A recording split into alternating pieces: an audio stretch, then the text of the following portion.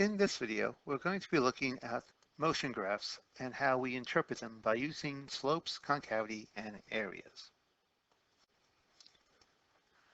What are we going to be doing? We're going to be looking at the slope, concavity, and area of graphs and learn what they each represent and how to find them. We're also going to be looking at a position versus time graph and tell if from that graph if the object is at rest or if it's moving, and if it is moving, tell if it's speeding up, slowing down, or at a constant rate, and in what direction it's moving in. Also, we'll be looking at velocity versus time graphs, and from that graph, tell if an object is at rest or is also moving, and if it is moving, if it is what direction, and if it's speeding up, slowing down, or moving at a constant rate. Also, if given a position versus time graph, we'll be able to draw what the velocity versus time graph is for that motion, and vice versa. If we're given the velocity versus time graph, we'll be able to draw out what the position versus time graph would look like for the motion being described. We're also going to learn how we can use the area under the graph to find what is being accomplished. For example, a displacement from a velocity versus time graph, or perhaps a change in velocity from an acceleration versus time graph. We're also going to learn how to use concavity and to identify if there's an acceleration, and if so, how it affects the object's velocity. Why are we doing this? Because graphs are an important tool that is used to show how things change over time. And most people really do not understand how to interpret graphs, making them vulnerable and easily tricked to give the wrong answer when asked questions that could be fairly basic, not necessarily even trick questions. In many situations where objects or systems are moving, graphs are used to show what's going on because it provides the most amount of information in one place. Looking at the one graph, I can find out everything that I need to know, plus stuff I really don't care about, rather than looking at several different locations. But that's only possible if I know how to interpret the graphs in the first place. Many people who learn about slopes and areas also in their math class, they might learn how to calculate them, but they fail to understand the true meaning and their applications. So even if you go through some of this and you go, I know how to find the slope, I can find the area, do you really understand what they're conveying? And do you really know how to use them? So that's what we're going to be looking at. So let's first talk about slopes. The slope is not necessarily a line, but slope is often between 2 points. It is representing the rate of change, or how fast one thing changes in relation to the other. So if I have a graph like this, I have one point and another point, we'll call them A and B. And I want to find out how fast one thing changes, such as Y, in terms of another thing, such as X, I can use the slope. In fact, many people first learn to calculate slope from a simple statement of rise over run, where we're going to be seeing the rise and how the rise in the graph and a change in the y-axis versus the change in the x. For the very simple reason we're comparing the change in y versus the change in x. So once again, rise is the change in the y value, x is the change in x value, and the equation that we might see is delta y over delta x, where delta means change. And often we can also see it as the change in y over the change in x. The rise over run is a little misleading. It's always been the change in the y-axis over the change in the x-axis. And the slope, once again, just is a relationship on the change in y versus the change in x. So it's not the relationship of y and x, but how one changes in relation to the other. Since slopes have both a magnitude and a direction, positive or negative, slopes, believe it or not, are actually vectors. The sign of the slope, being positive or negative, indicates a direction, whatever positive might mean. So often up or to the right, while negative would be down and to the left, traditionally. The magnitude of the slope indicates how fast that change is going in terms of the change in y over the change in x. But since slopes have both a magnitude and a direction, they are actually vectors. Once again, positive often means that the object will be moving, or the change is in what we consider a positive direction, so often forward and up, but it doesn't have to be. The negative slope means that the change in whatever y represents is going to be in a negative direction, or often considered to be backward or down. It does not mean decreasing. It just means a direction of backward or down, whatever we mean negative to be.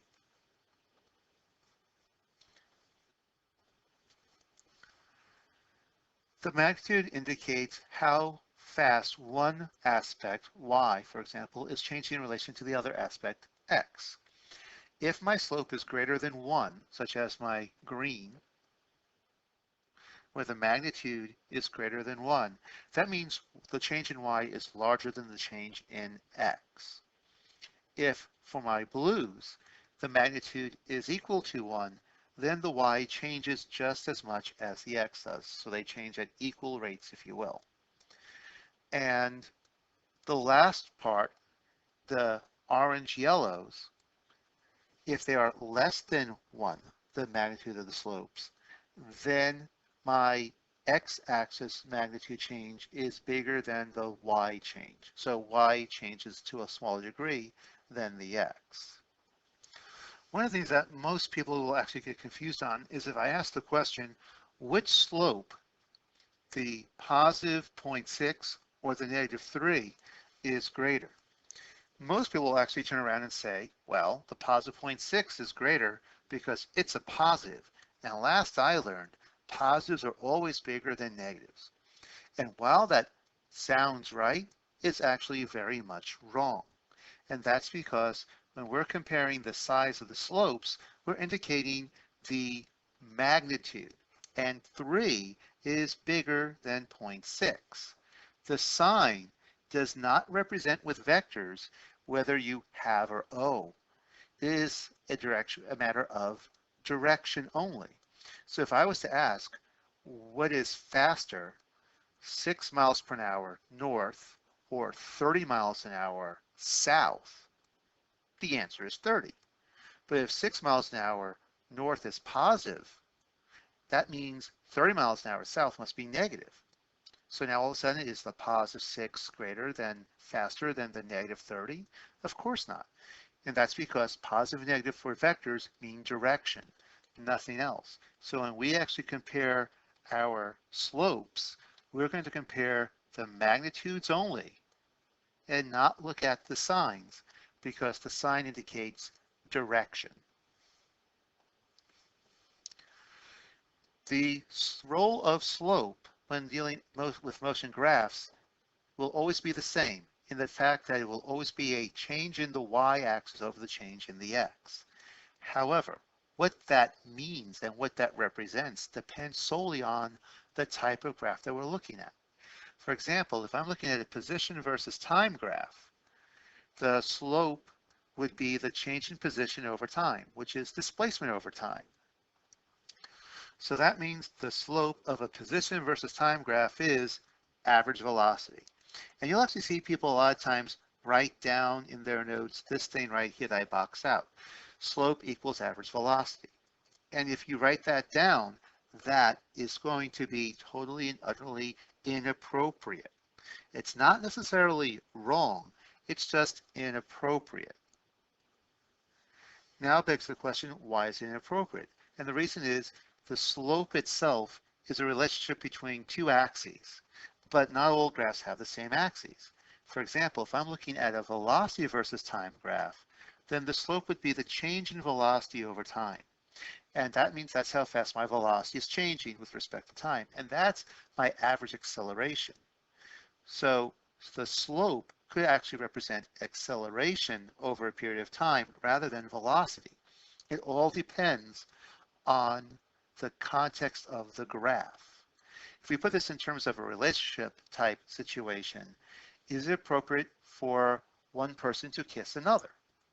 That depends on what's the relationship. If the relationship is one on where it is acceptable and permittable, then that's fine.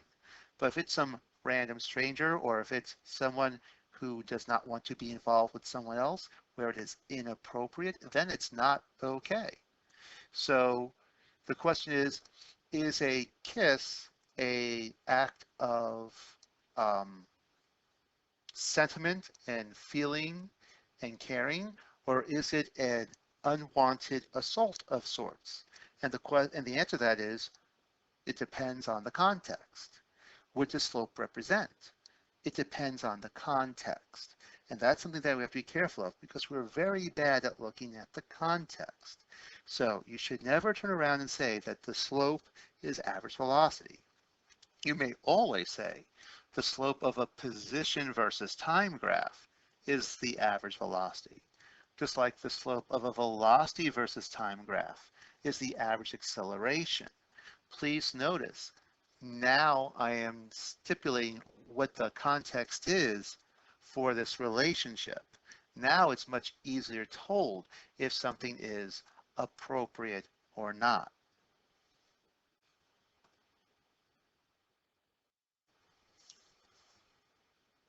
When looking at slopes and their applications dealing with a position versus time graph or a velocity versus time graph, it's important to note the properties of the slope or the behaviors. So we're going to look at 4 behaviors of slopes and apply them to our motion graphs. Now, when we say 4 behaviors, it really is misleading. There are 3 behaviors that a slope can have. It can increase, decrease, remain the same. And there's one key value that's very important. It's not really a behavior, it's a value. So we're going to look at 3 behaviors and 1 value of slope and apply them to a position graph and a velocity versus time graph. And when I said position graph, I really should have said position versus time graph, because again, the slope and what it represents depends on the relationship of the graph, what the x and y axis represent. And not all position graphs will be position versus time graphs, but that's what we're looking at for right now. So we're going to look at position versus time graphs. If my slope increases, now what this means, to increase means to move away from the value of 0. So this is to move away from 0. So this means going from a slope of 1 to 4 or a slope of -1 to -4 are both increasing because again, negative just represents direction. So we're only looking at the magnitude change. And when the magnitude of the slope gets larger, it increases. On a position versus time graph, that means the velocity that the object has is increasing. The object is speeding up. If it's positive, then it's moving in a positive direction, speeding up in a positive way. If it is negative, then it is speeding up in a negative direction. If I'm looking at a velocity versus time graph, then the acceleration of the object increases, which means not only is the object potentially speeding up, but the rate at which it speeds up is also getting faster. Now, this type of motion is often very involved. It will often require calculus for a lot of applications, so we're not going to look at this too much, and none of it is going to require calculus at our level. So you're going to be aware of this, and we're going to see it from time to time, but it's definitely not going to be a major focus for us. My slope can decrease, which is the exact opposite of increase, which means this will approach or get closer to 0. So this is the case of my slope of 4 positive going to 0 or -4 going to 0. Once again, positive and negative don't mean anything in terms of magnitude, just direction for us. So the smallest slope you can ever have is 0. You can think of it this way. Slopes are a relationship. What is the smallest relationship you can have with something? 0. It could be positive, it could be negative. It could be something that you love, a very positive emotion, a very positive relationship. It could be something that you hate. It could be a very negative relationship. But 0 means no relationship. You never even know it existed. And so that's what we're looking at here. Now, if my position versus time graph has a negative slope, that means the object is slowing down. The velocity, the average velocity is approaching 0. You can't go any slower than 0. If I'm looking at velocity versus time graph, then the acceleration is decreasing, which means the rate at which the object is slowing down is also slowing down. So that means I won't be slowing down as fast as I was the moment before. This again is also going to be very complicated motion, just as much as when the acceleration increases. Yes, increases. And so again, this often would require a fair amount of calculus for a lot of graph interpretations. So we're not dealing with any of that level type stuff. However, understanding is going to be key, and we will see some motion that will deal with accelerations that do not remain constant. And we'll have other mechanisms that we can use to interpret it. So again, this is not going to be a major focus, but we will see it from time to time. If my slope is constant, which means the value just remains the same. So if it's positive 4, it stays positive 4. If it's negative 4, it stays negative 4. That means the relationship stays the same between these two things. So on a relationship of position and time, the rate of change of position stays the same as time passes. So the velocity, the average velocity of the object is constant. The speed is not changing. Neither does the direction. So not only does speed not change, but direction does not change. Because velocity has both a magnitude speed component and direction. We're not going to turn around and say velocity, speed, and direction, but those are two components that velocity has, two properties that have to stay constant if velocity is constant. This motion is fairly easy to interpret. If I'm looking at a velocity versus time graph, then the acceleration is constant. My velocity will be changing, but it changes at a consistent rate. This type of motion is very easy to work with, and so this is where we're going to be doing a lot of work with. So this we're going to be working with a whole lot. So here we're only going to deal with a little bit. Here we're going to deal with this a little bit. This is going to be a lot. Also, if my slope is 0, then my y and x have no relationship whatsoever. Y doesn't even know x exists, and vice versa. So if I have a position versus time graph and I have a 0 slope, that means the average velocity of the object is 0. That means there is no motion. There is no magnitude, there's no direction of motion, nothing is happening. And that motion is perhaps the easiest to interpret because nothing is happening. You're just looking at something that's just standing still. Likewise, if I'm looking at a velocity versus time graph, that means the acceleration, the rate of change of velocity is 0. There is no change in the motion. So whatever the object has as its velocity remains constant. So if it's at rest, it will remain at rest. If it's in motion, it will remain in motion with a constant speed and direction. Now that sounds very familiar because that's inertia. Inertia, Newton's first law of motion, relates to the special case on where the slope of my velocity graph is a constant, which means I have no acceleration whatsoever, which means my velocity versus time graph has 0 slope. If I take a look visually at the cases where an object has where a graph has an increasing slope, we can see right here on how my graph curls around the y-axis. My slopes for the red are becoming more positive. My slopes for the blue are becoming more negative. They're both moving away from 0, and 0 again is the smallest slope you could have. So if I was to graph the slopes of my xy graph, I would actually see this right here, where the slopes of this graph are increasing as they become steeper and steeper. If I'm looking at a position versus time graph, that means my velocities are increasing. My velocities are moving away from 0.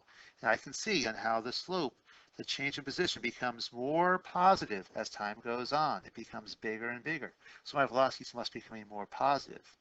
If I'm looking at the blue, I can see in how the slope is becoming larger and more negative, which means the velocities are becoming greater negative values. And again, if I'm looking at my velocity graphs, I see the exact same shape on the acceleration graphs. Please notice the slope's behavior is going to be the same, but what does it represent? That's going to change its meaning.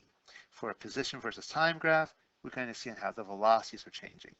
For the velocity versus time graph, it would be the change in accelerations. Here we see graphs that have a decreasing slope. Please notice that they curl around the x-axis. The slopes themselves are now approaching the value of 0, and that is the smallest slope value that you can have. If I graph these individual slopes over onto this graph here versus my x-axis, I can see that the slopes are approaching, in fact, 0. The graph that is negative values for the slopes are also approaching 0. Also, please notice that some of the y values here are in fact positive, not negative. But that has no impact on the slope because slopes are not about what is the value of y, nor is it about what is the value of x, but rather how are they changing. And the positive y values are approaching 0, which is less positive, just as the negative y values are becoming more negative, so they are becoming more negative. If I take a look at the position versus time graph, I can see that the change in positions are becoming smaller and smaller and smaller. Eventually, I could extrapolate out where the positions here would not change at all. That means they're standing still. The velocity must be 0, which is why we see the velocities here approaching 0, becoming smaller.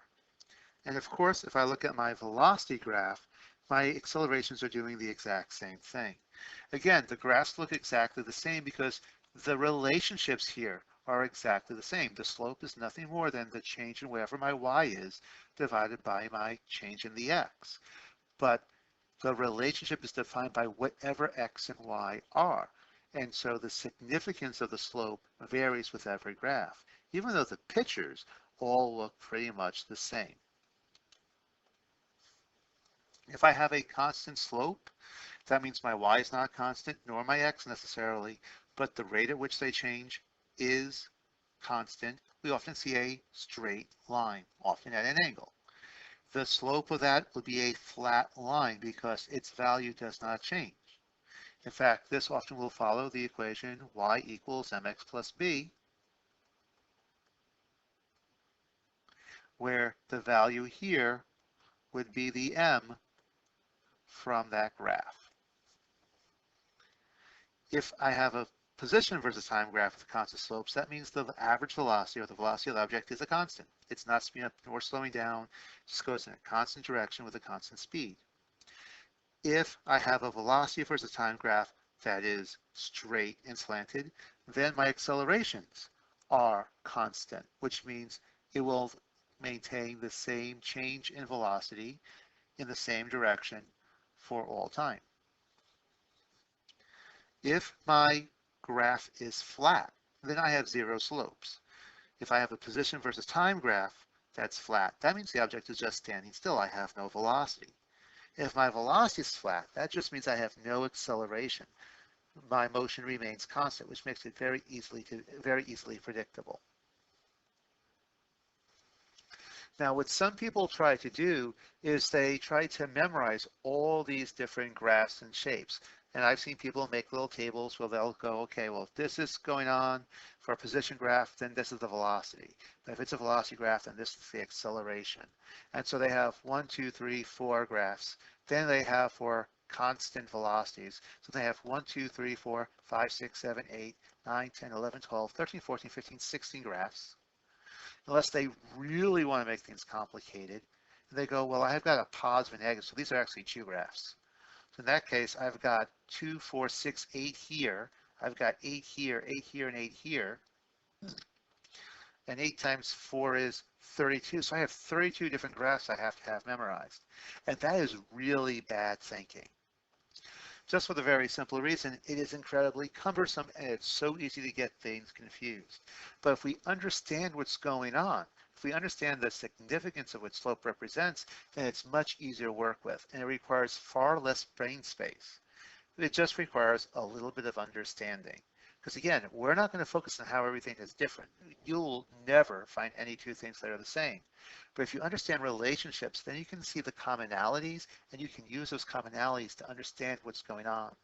So in all of these cases, I just look at slopes and I just ask myself the following questions. Is the slope positive, negative, or is it zero? And is the slope increasing, decreasing, or is the slope remaining constant? So that's all I have to answer, and I can tell that very easily just by looking at the graphs, because I'm just going to just focus on the slope. And I can tell if the slope is going to be positive or negative. That's not complicated. I can tell if the slope is curling around the y-axis, meaning that it's increasing, or if it's curling around the x-axis, which means it's decreasing. I can tell if it's flat, which means that it's constant.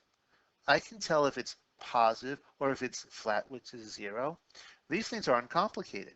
So I'm going to focus on the easy things and then just apply what it represents, what it signifies. And that's going to be so much easier. So when looking at my position versus time graph, I'm going to just ask myself, is the slope positive, negative, or zero? And if it's positive, then my velocity is automatically positive. If it's negative, so is my velocity. And if it's zero, then my velocity is a zero. If the slope is increasing, then my velocity must be increasing. If my slope is decreasing, then my velocity must be decreasing. That's all I have to apply, nothing else. Now, in the interest of accuracy, I did catch this right here. There's actually a mistake on the acceleration graph. Since my velocities are curling around the x-axis, the acceleration must be decreasing, which means they are not approaching infinity, positive and negative. In fact, they need to be approaching zero. So this here is the correct graph. And please notice how this looks exactly like the velocity graph. The only difference is that the axes have a different label, where this is acceleration and this is time. Understanding the relationships makes spotting mistakes like that very easy to do, because I should know what the slope look like when I have a decreasing, when I have a graph that's curling around the x-axis, because it will always look the same way. So right away I could spot this type of mistake, and so now we have that addressed.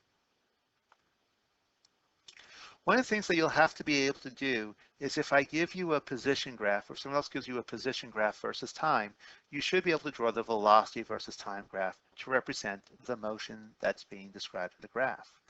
Now, you can only really do this easily if you understand what the graph is telling us. So I'm looking at position versus time graph, and the slopes will tell me the story of the velocity. So I'm not going to try and go back to those multitude of graphs. We said there were 32 possibilities. I'm not going to deal with that. I'm going to stick to these two simple questions. Is the slope positive, negative, or zero? And then is the slope increasing, decreasing, or constant?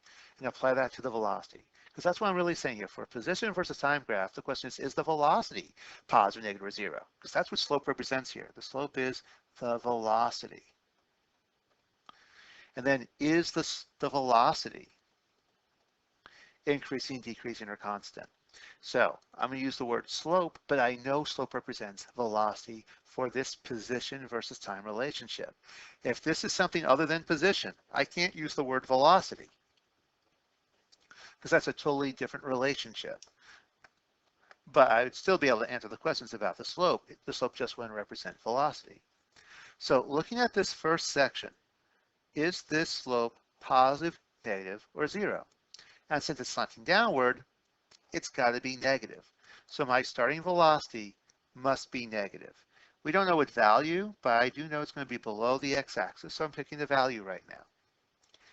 Is the slope increasing, decreasing, or is the slope constant? So is the velocity increasing, decreasing, or constant? Well, this is a straight line. So the slope is constant. So it must be a constant negative. So I'm going to just draw a nice flat line to show that my velocity is constant. For my next section, I ask, is the slope positive, negative, or zero? So is the velocity positive, negative, or zero? And this is just flat, so this has to be zero slope. So my slope here is 0. So that's what my velocity represents, 0. Is this slope increasing, decreasing, or a constant? Well, it's constantly flat. So all of a sudden I see that I have no velocity for this section. Finally, is the slope here positive, negative, or 0? And then is the slope increasing, decreasing, or constant? So in our context, is the velocity, which is the slope, positive, negative, or 0? And while the positions are all negative, this is a positive upward slope. So I must have positive velocities. And the slope is increasing. This graph is curling around the y-axis. I can easily see that the slope here is smaller than the slope that's right here. So I must be increasing with positives. So I'm going to see my graph go up like this. I can now connect the line right here, and we're all set. This is something that will often confuse people, and there is no really good, correct answer for this. The question is, in math class, I was taught that I can't have a line that goes straight up and down. I can't have all these velocities at one time. So should I have something like this? Or should I have something where I have a solid and then an open gap? And then where should the open gap be? Should it be here and then open and solid on the top? Does it matter? I'm very confused. And the truth of the matter is, the reason you're confused is because it's very confusing. One of the reasons why it's confusing is because idealistically, when we follow the math ideology, I can't have two different velocities at the same time. So I'm either 0 or not 0. So I'd have to have one solid and one empty spot, and it would have to look something like this. But the truth of the matter is, I don't go through an instantaneous change. I have to slow down. And while we draw this as a straight vertical line with no slope, it's not really. If we zoom in on this, we'll see that there'll be a slant like this, but the change in time could be like 0.00000000006 seconds or something, which is way too small. So when we graph this, we see something that looks straight up. So we will often allow students to pick however they want to draw this as a solid connecting line because it's not straight up, or you can go ahead and have that gap in there because it's the only way it's going to work on a graph following mathematics. I'm going to let you pick which way you go. You just have to be ready to defend it because it's not always important on what you're doing, but why you're doing it. Okay, it's also important on what you're doing, but it's also important to know why you're doing it. Let's take a look at a graph like this, where I have a position versus time graph like so. Here I can see my positions are all negatives, and then they switch to positives, and then I can see that there's a curl here, and I don't care about any of that.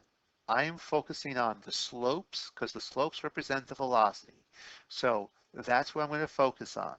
So I'm only going to look at the slopes and ask my two questions. Is the slope, which is velocity, positive, negative, or 0? And is the slope increasing, decreasing, or constant? And for this first section right here, I can see that the slope is positive. It has an upward slant, so it must be positive. So my velocities must be positive. I don't know what the specific value is, so I'm going to just put it right here. I can also see that this slope is constant. It's not curling along the x-axis or the y-axis. So it's a straight line, so this must be constant. So my velocity must be a constant. When I look at this next section, I can see that the slope is exactly the same as it was in the first section.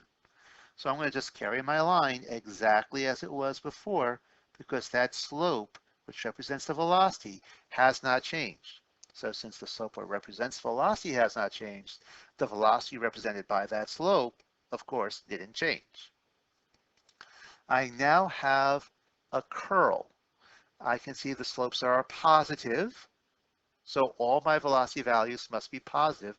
So I'm not going to be looking over here in the negative values, it has to be positive, but my slope is decreasing. It's curling around the x-axis. And so I can now turn around and say, okay, I have positive slopes that are now approaching 0. And at the very top, I can see that my slope is actually going to be flat out 0. So there it is. If I was to continue this graph up here, just for fun, and say, you know what, this graph looked like this where it curls this way, then when looking at this section, I would just ask myself, is the slope positive, negative, or 0? Now, while I have positive values, the slope is in fact negative. So my velocities must be negative. So I'm not going to draw anything in the positive side. It has to be the negative side. Is this slope, the velocity, increasing, decreasing, or constant? Well, this curve is around the y-axis. The slope is moving away from 0. So the velocity must be increasing because the slope is increasing, but they're all negative. So it's just increasing negatively. So I'd see a graph that looks a lot like this. Please notice I'm not referring back to the diagrams. I'm just asking about what's the behavior of the slope? Is it positive, negative, or 0? Is it increasing, decreasing, or constant? And then whatever my answers are, that's what I'm drawing for my velocities. The very top of that curl, what we had right here, is key.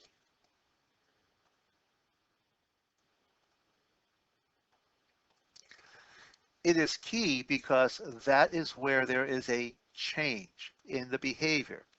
The object was moving forward in a positive direction,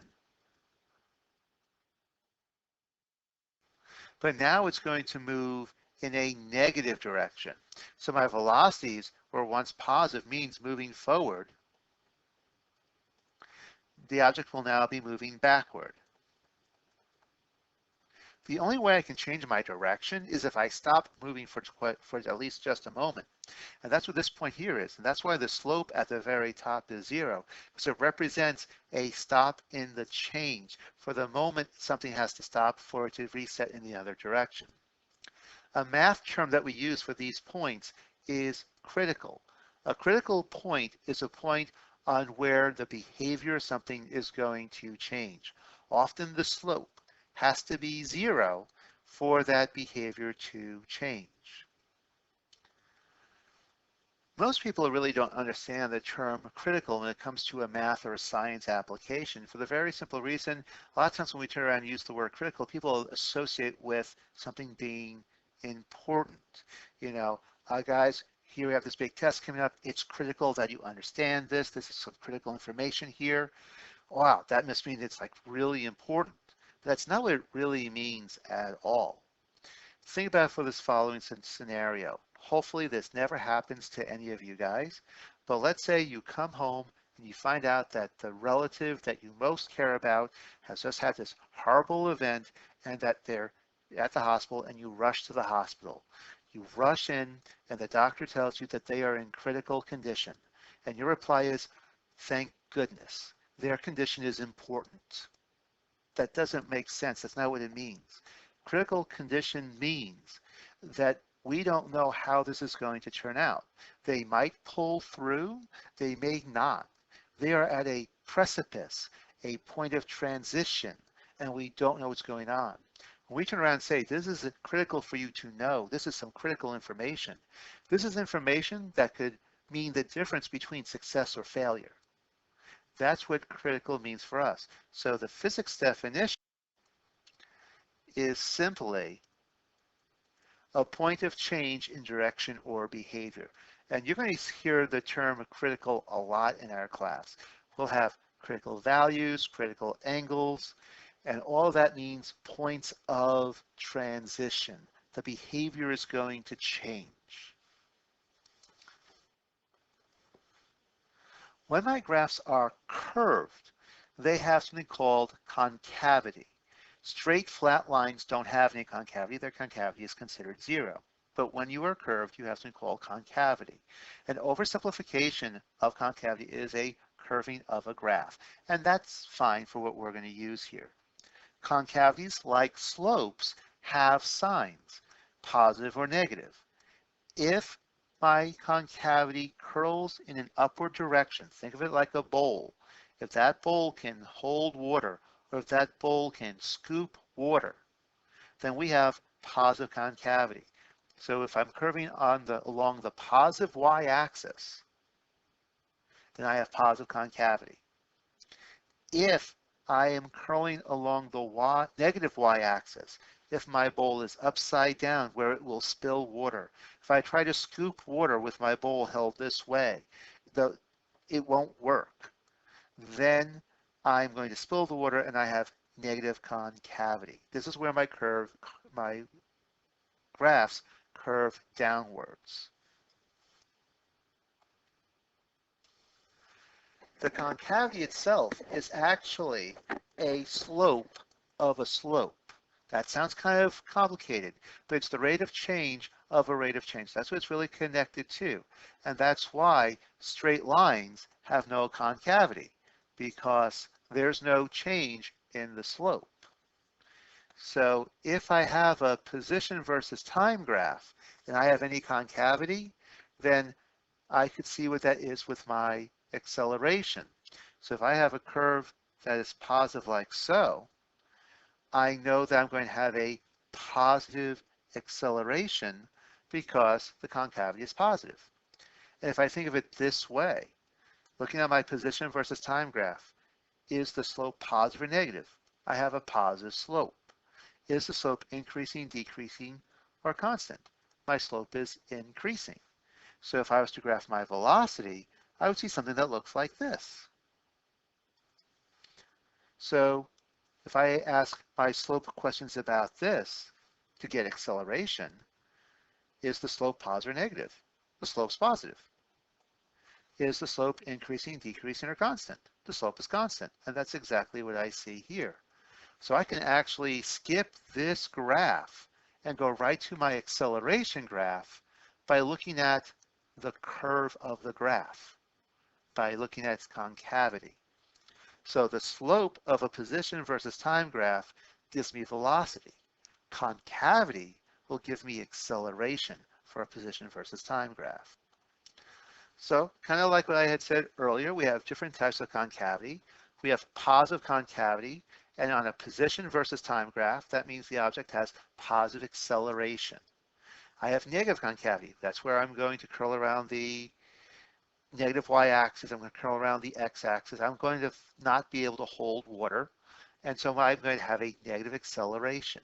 This doesn't mean slowing down. It just means the acceleration is negative. If I have no curve whatsoever, I have no concavity. That means the acceleration is zero. It doesn't mean the object is stationary. It just means the velocity is not going to change. The object, if it's moving, moves with a constant speed in a constant direction. A major misconception that people have about acceleration is they go, well, positive acceleration means you must be speeding up, and negative acceleration must mean that you're slowing down.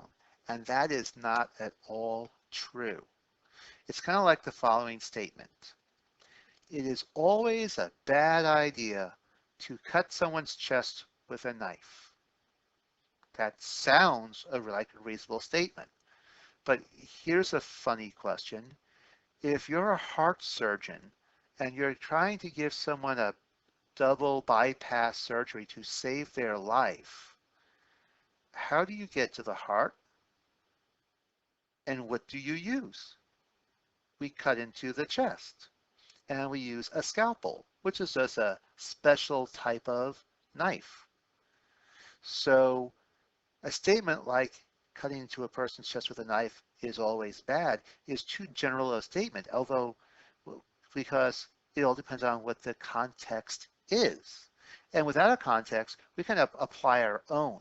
And so for most common people who aren't heart surgeons or a surgeon, they'll probably apply a case of, well, yes, if I'm walking down the street and someone wants to cut into my chest with a knife, that's a very bad thing. Absolutely true.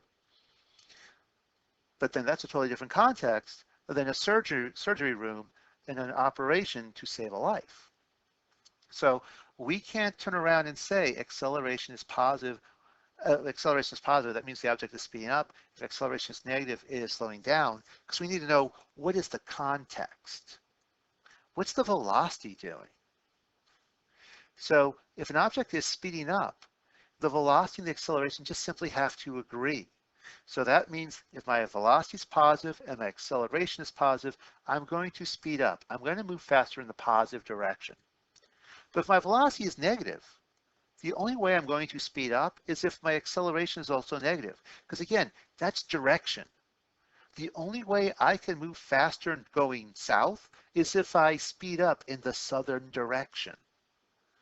Mathematically speaking, on a position versus time graph, the slope of the position versus time graph and concavity of that position versus time graph must be the same sign. So they must both be positive or they both must be negative. And this is all about the position versus time graph.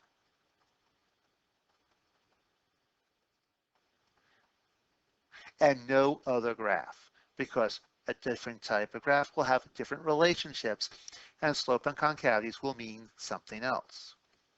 The only way I slow down then is if my velocity and acceleration are opposite signs.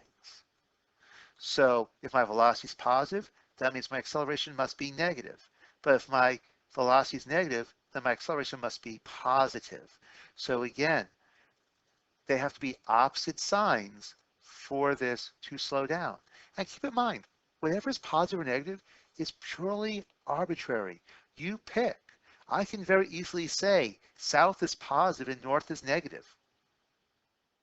And so positive and negative don't mean increase or decrease. They just mean direction. And that's going to be a hard thing for us to accept because we're very used to thinking about it in terms of having and losing. And that's not what it applies here. Again, this is true for position versus time graphs only. So I don't even memorize all this stuff. I just keep in mind that if I'm going to speed up, velocity and acceleration must be the same sign. So the only thing that's really important is right here that's not crossed out. The velocity and acceleration must be the same sign if I'm speed up, and if they're opposite signs, I must be slowing down. End of story. I don't care who's positive. I don't care who's negative. I don't care what if anything's positive or negative. Are they the same? You speed up. Congratulations. In whatever way you're moving in. And if you're opposites, you're slowing down, regardless of who's going where. So again, if I take a look at my position versus time graph, here I can see I have a positive slope and I have a positive concavity. Please notice my slopes are increasing. So I have a velocity versus time graph that is straight, slanted, and positive. My positive concavity means I have a positive acceleration. Just like my positive slope tells me that I'm going to be on the positive y-axis for the velocity. It's the concavity that tells me that this is going to be slanted. If I'm negative, then I see the exact same thing. I have a negative concavity, so I have a negative acceleration. My slopes are negative, so I'm going to be on the negative y-axis, and my slopes are becoming more negative because I have a negative concavity, which is why I see my velocity moving away from zero in the negative direction. In this case here, I'm slowing down. I have a positive slope, but my slope is approaching zero. That's because my concavity is negative. Or if you want, you can even say this way. Because my slopes are approaching zero, I have a negative concavity. Negative concavity means negative acceleration. Please notice my slopes are positive. My slopes are positive and they're decreasing. So here's my velocity graph. Positive velocity is approaching zero. And the slope is negative, which is my acceleration, which is negative. So again, if I had to draw my velocity and acceleration graph, I could draw out my velocity and from my velocity draw my acceleration, or I could just skip looking at my velocity graph just by looking at my concavity. Here I have a positive concavity but a negative slope, so again, I'm going to be slowing down. I have a positive acceleration, and yet my slopes are all negative but approaching zero, so I am slowing down. And again, I know I've said it, but I want to stress it a whole lot. Here I have positive acceleration. Here I am slowing down. So positive acceleration does not mean speeding up. Okay, here I have negative acceleration and I'm slowing down. Negative acceleration does not mean speeding up or slowing down. In this case here, please notice positive acceleration, I am speeding up.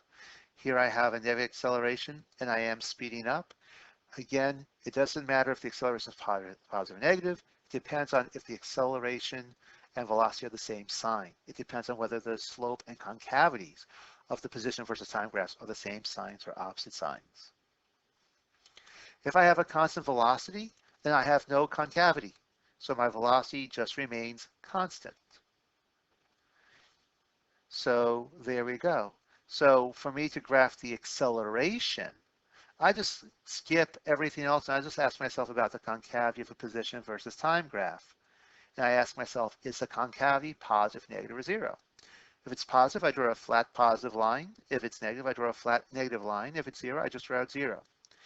We're not going to look at anything other than flat acceleration graphs, because if it's not flat, there's a fair amount of calculus involved, and this is a non-calculus class. So we're not going to stress that too much.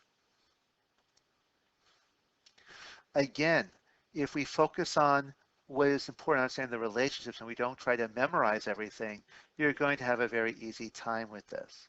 So again, I'm going to keep my questions based on the properties of slope and apply those properties to the graphs. This is key for when we actually have to work backwards. Most people are pretty good with going from position to velocity or velocity to acceleration. But sometimes we'll have to work our way backwards. We'll be given an acceleration graph and we'll be asked to draw the velocity, or from the velocity draw the position. And so I'm going to ask myself the same questions as before, but I'm going to just work them backwards. So if you give me a velocity graph, I'm going to ask myself, what's the behavior of the velocity? But I know that's the slope of the position graph. So is the velocity positive, negative, or zero? And then I'm going to draw whatever the position slopes are going to be for that. Then for, is that velocity increasing, decreasing, or constant? If I have a constant velocity, I'm drawing a constant slope.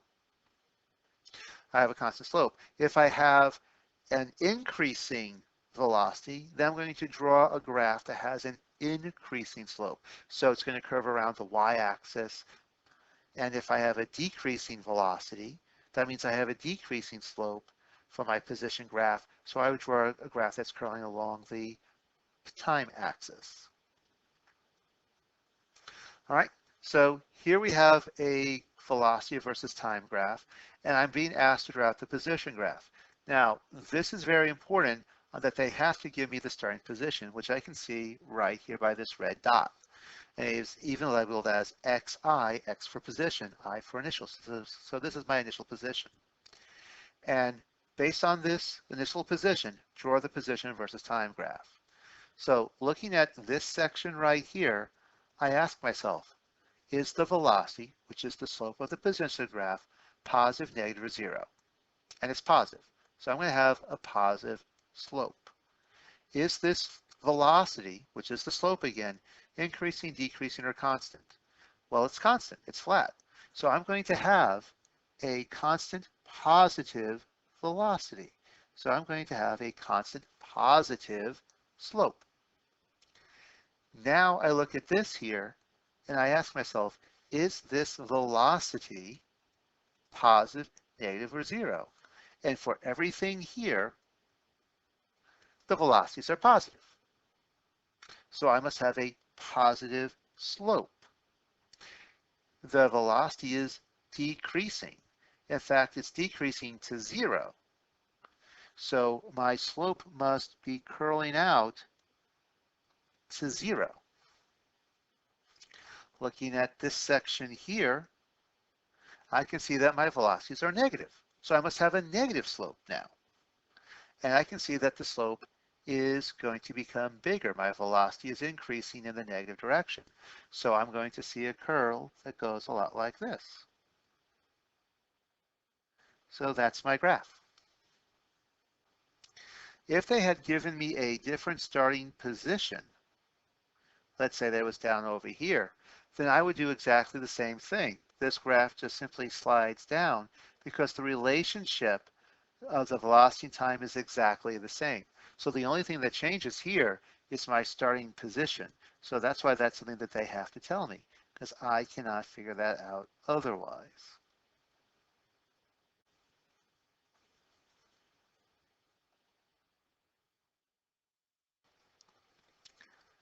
Here we have another velocity versus time graph that looks a little bit more involved, but I'm going to solve it still the exact same way as before. So for this section right here, I'm going to ask about the velocity sign, which is the slope of the position graph, and I'm going to ask if the velocities are positive, negative, or zero. And here I can see all the velocities are negative because they're below the time axis. I can also see that the velocities are becoming more negative. They are increasing, which means my slope must be increasing in a negative direction. This means I have negative concavity. So I'm going to see a graph that's going to have negative slope and negative concavity. So I'm going to see a graph that curls a lot like this. I actually think I had made that a little too steep, so I made it a little bit wider, and you'll see why in just a moment. Now I take a look at this section and I ask myself the exact same questions. Here my velocities are still negative and they're increasing even more and at a fast rate, which means my concavity, my curviness gets even more dramatic. So I'm going to see something that curves a lot more like that now. And then my velocity is going to, actually I'm going to have to change that just a little bit again. So I'm going to make this far less shallow and more shallow. It's a little tricky to draw these out sometimes because here I have negative velocities. So I'm going to have a negative slope, but my slopes are approaching zero. So now all of a sudden I'm going to have a concave that's going to curl like this. So I have something that looks a little bit like that. Now, the good news is this is not an art class, so it doesn't have to be perfect. We're just looking for the general shapes. So when I'm looking at this and grading this type of question, I'm going to just simply ask myself, do you have a negative slope? Do you have negative concavity for something like this? And if you do, then you're good. Over here, again, do you have negative slope and do you have negative concavity? And so you're good. Here, do you have negative slope but positive concavity? And you're good. The area of a graph always represents what is being accomplished. So if I have an acceleration versus time graph, acceleration tries to affect velocity. So the area of an acceleration versus time graph is the change in the velocity. If I'm looking at a velocity versus time graph, velocity tries to create displacement. So the accomplishment of velocity is displacement. So the area of a velocity versus time graph is the displacement of the object. This one we're going to be using a whole lot in the class. This one not so much, but definitely the velocity versus time graph is used the most. Now, one of the things that will often confuse people is positive and negative areas. I know in math class you have learned that there is no such thing as a negative area. And dealing with scalar concepts, that's totally correct. But if I have something that's below the x-axis or the time axis, for example, negative 5 meters per second for 2 seconds, that would actually give me an area of negative 10 meters. Negative doesn't mean I owe you area. Negative just means direction. I'm moving 5 meters per second in whatever direction we consider negative. Left, south, west, down. And I did that for 10 seconds. So I end up in a position that will be in the negative direction. So we will often deal with negative areas, not saying, well, it doesn't exist. We're saying, well, that's a direction, because that's all we're looking at. We're looking at vectors, not scalars. Negative 5 meters per second doesn't mean I owe you some velocity, I'll do it tomorrow. It just means I'm moving 5 meters per second in whatever direction that we do not consider positive. Keep in mind that when my velocity is constant, my areas increase at a constant rate, which means my position increases and builds at a constant rate, which is why I have, again, a very straight line. However, if my velocity increases over time and I have a slant, then the areas that build are actually from a triangle and trapezoids. I now have an exponential growth that takes place. So that's why, again, I see this curling parabola. Keep in mind that slopes always tell us how fast something is changing. So the slope of a position versus time graph is the average velocity. The slope of a velocity versus time graph is the acceleration, average acceleration. Slope is always about how fast something is changing. Slopes are used to predict the future. What's going to happen tomorrow? Well, let's look at the slope. It kind of indicates how things are changing. Areas are totally different. Areas are going to tell us about what was accomplished. The change in the area of an acceleration versus time graph is the change in velocity that was created because of the acceleration. The area of a velocity versus time graph is the displacement created by the velocity. Areas are all about history, what got done. Now, if you are a senior taking calculus, or if you're going to be taking calculus next year, I can guarantee you the only things you're learning in calculus is how to do two things: find the slopes of graphs and how to find the areas of graphs. And that sounds like something that's incredibly simple and very small, and why would you waste your time learning those two things? And that's very easily answered by the fact that there is nothing more important from a function or a graph than learning about how to find its slope, understanding what it is, and its areas. Because if I understand slope and areas, then looking at a graph, I don't only know what's going on, I know what has happened, and I can even predict what's going to happen. In short, learning calculus allows you to understand everything about a situation if it's described by a mathematical equation or a graph. We're going to use similar techniques here, but without the calculus. All right, I hope this makes some sense to you guys. If some of it does, you are right on track. If all of this makes sense, then you are totally set for what we're going to be doing in class. If it almost kind of makes sense, well, as always, that's perfectly okay. We are going to work on this in class. We just want you to get some exposure. And if you're totally lost on this, that is totally all right as well. Again, these videos are not to get me out of teaching, but to just give you exposure to this in advance so that you are properly prepared. You've noticed this was one of our longer videos, and so there's a lot here. So I thank you for watching it, and it's going to make what